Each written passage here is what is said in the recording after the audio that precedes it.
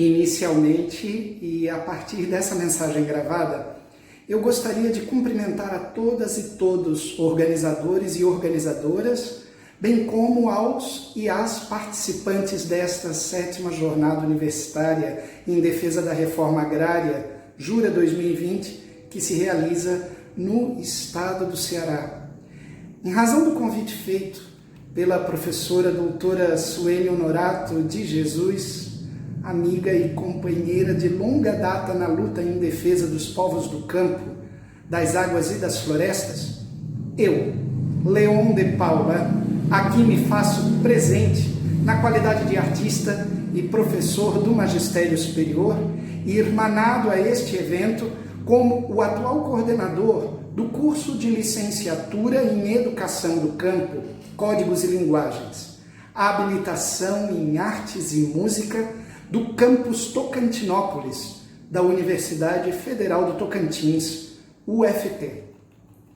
Se a distinta plateia me permite, eu farei uma breve contextualização a respeito desse curso, a fim de apresentar o que e como fazemos aqui. É preciso que se diga que, na atualidade, este curso é o único do país, na área de educação do campo, a oferecer a habilitação voltada para o ensino das linguagens artísticas a partir dos campi de Tocantinópolis e Arraias, da UFT, situados, respectivamente, no extremo norte e extremo sul do estado do Tocantins. E aqui em Tocantinópolis, o nosso curso é composto por 15 docentes, cerca de 160 discentes e um técnico. O regime que adotamos para o desenvolvimento de nossas atividades se baseia nos princípios da pedagogia da alternância e desde 9 de maio de 2014, data da entrada dos discentes da primeira turma, nós construímos dia a dia esse curso, no entendimento de que pouco ou quase nada, além de nossa vontade, nos favoreça, de maneira que existamos para nos consolidarmos. Mesmo com todas as ausências estruturais acerca das devidas instalações do alojamento estudantil e dos laboratórios de artes visuais e música, que foram pactuados em acordo com a universidade quando da submissão desse projeto ao edital do Pronera de 2012 e que até hoje não foram executados. A primeira turma que ingressou em 2014 foi formada no início de 2018. E no final desse mesmo ano de 2018, nosso curso obteve a nota 4, na primeira avaliação a que foi submetido pelo MEC. E apesar de tudo, desde 2016, nosso curso é responsável pela edição da Revista Brasileira de Educação do Campo, a única revista científica em âmbito nacional a tratar da educação do campo como foco e escopo. E, até o presente momento, na UFT, esta é a revista mais bem qualificada de toda a universidade. Também nos anos de 2016 e 2018, produzimos 2 edições do livro Educação do Campo, Artes e Formação Docente, e realizamos 2 edições do Congresso Internacional de Educação do Campo na cidade de Palmas, capital do Tocantins.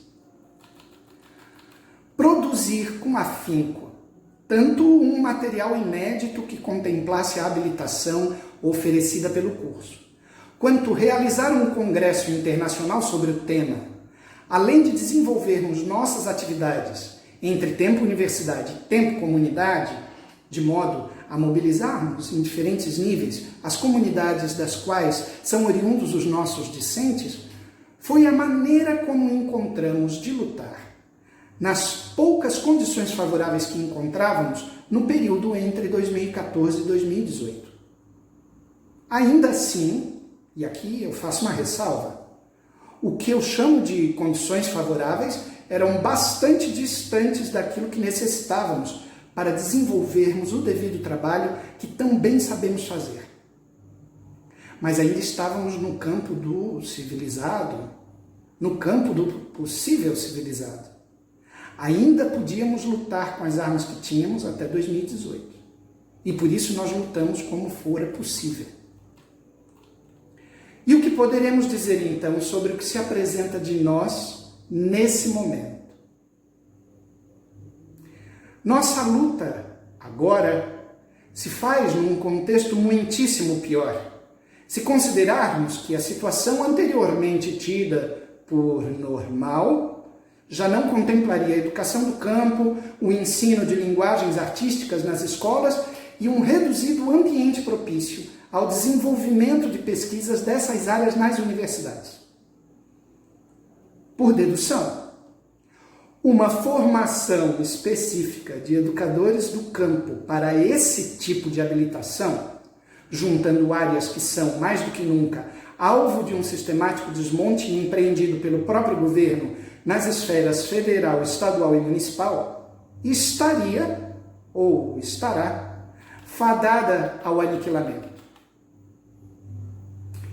Eis a grande questão que nos afeta aqui em Tocantinópolis e a todos e todas que lutam.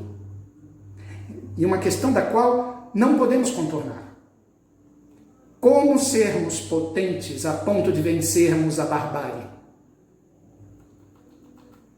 Até aqui nós nos mantivemos firmes para formarmos arte-educadores que estejam social e politicamente comprometidos com as populações dos campos, das águas e das florestas e suas respectivas perspectivas de vida.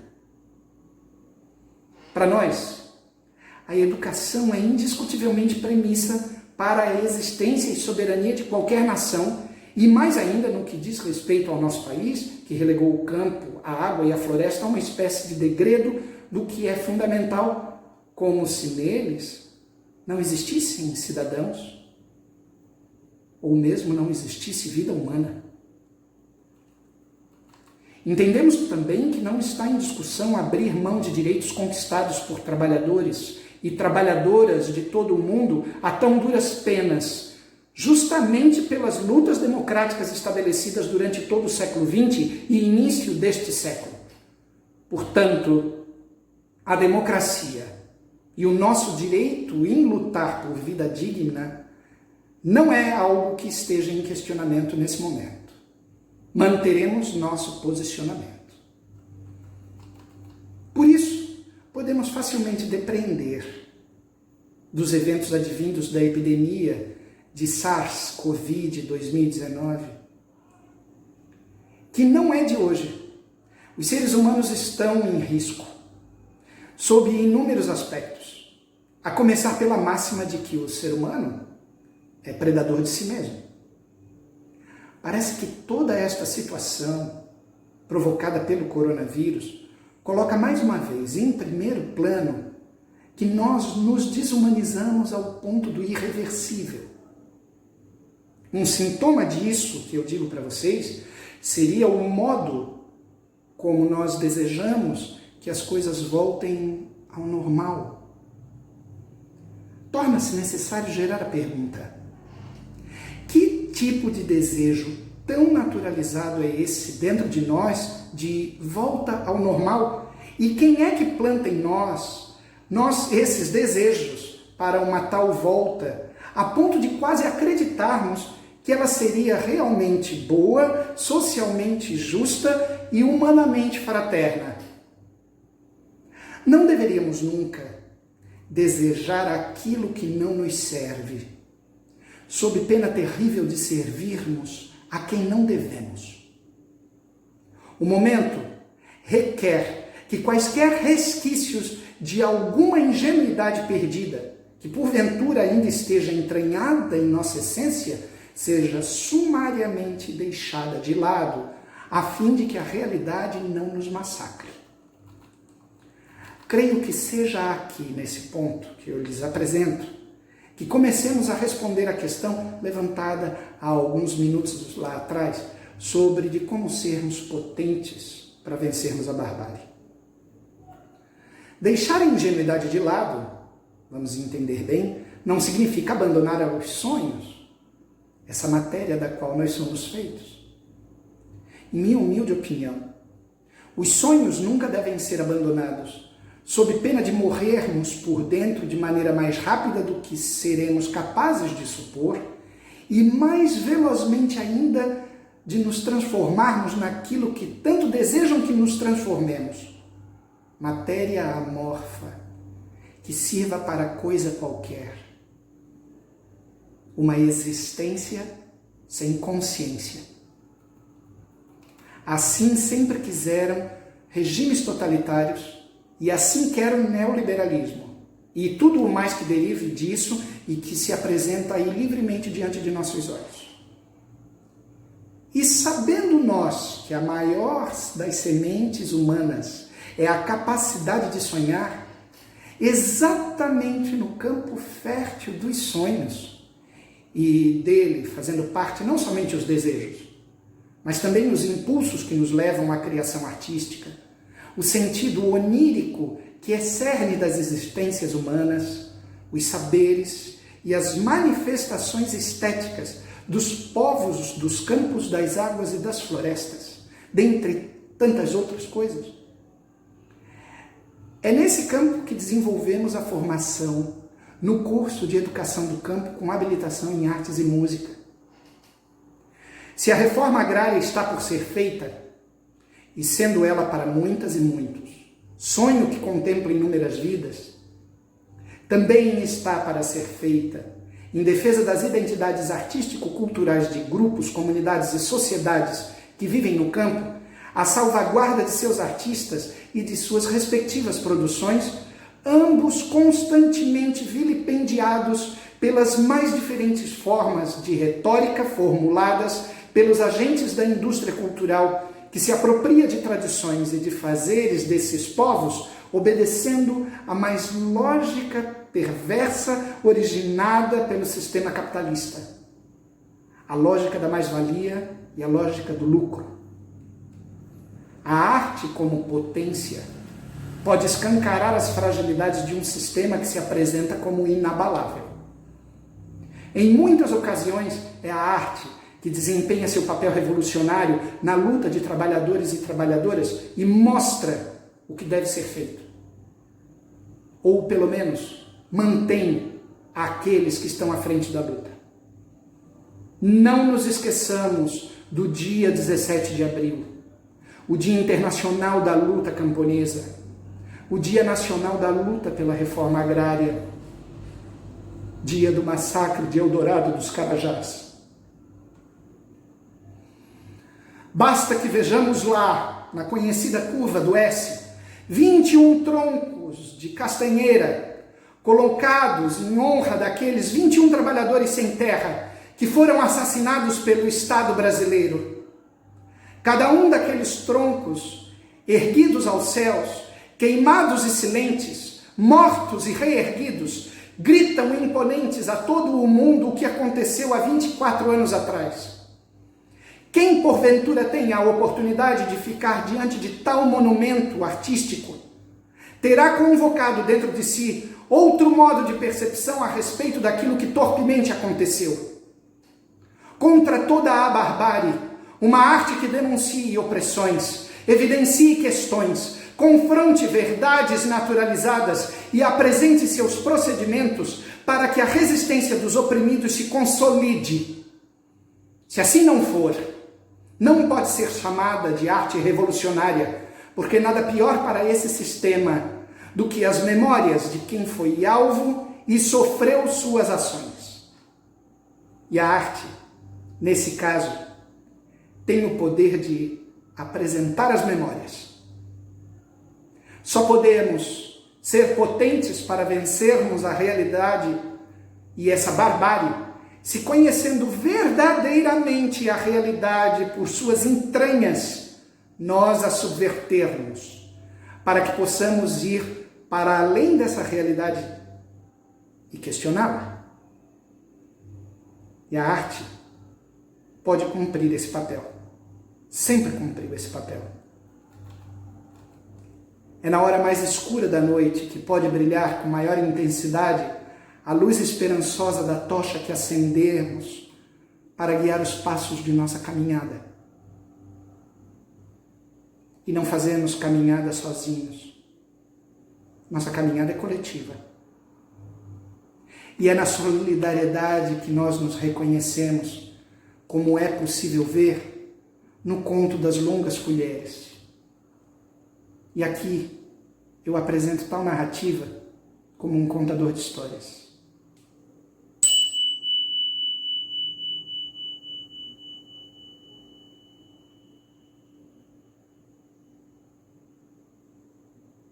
Depois de toda uma vida de lutas, eis que alguém está diante de Deus e não sabe exatamente qual a diferença entre o céu e o inferno. Deus, tendo diante de si esse alguém e entendendo a sua dúvida, lhe apresentou então duas portas, uma sendo exatamente igual à outra. Aberta uma delas, por um determinado tempo, esse alguém olhou pela porta aberta e viu que havia um recinto.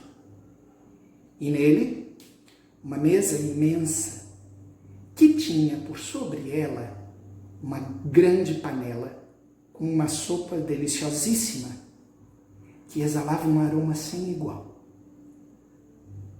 Notou que ao redor daquela mesa, uma infinidade de pessoas estavam sentadas absolutamente tristes e pareciam sofrer muitíssimo pela fome que sentiam. Mas, estranhamente, seguravam longas colheres com tamanho suficiente para alcançarem a tal sopa e se alimentarem dela. A porta daquele recinto foi fechada. Foi então aberta outra. E o que esse alguém observou era o mesmo que havia acabado de observar pela outra porta, mas com a diferença de que as pessoas dessa vez estavam absolutamente felizes e, igualmente, tinham longas colheres para se servirem. A porta foi fechada. Alguns minutos de silêncio se fizeram. Logo em seguida, esse alguém perguntou a Deus: se tanto numa sala quanto noutra, todas as pessoas que vi possuem longas colheres consigo e podem se alimentar, por que é que elas estão tão tristes naquela sala? Deus então respondeu: porque naquela sala elas usam as longas colheres somente para alimentarem a si mesmas e por isso não conseguem se alimentar. Esse alguém então fez uma outra pergunta: e na outra? Deus respondeu mais uma vez: na outra, as longas colheres servem para alimentar a quem estiver à frente.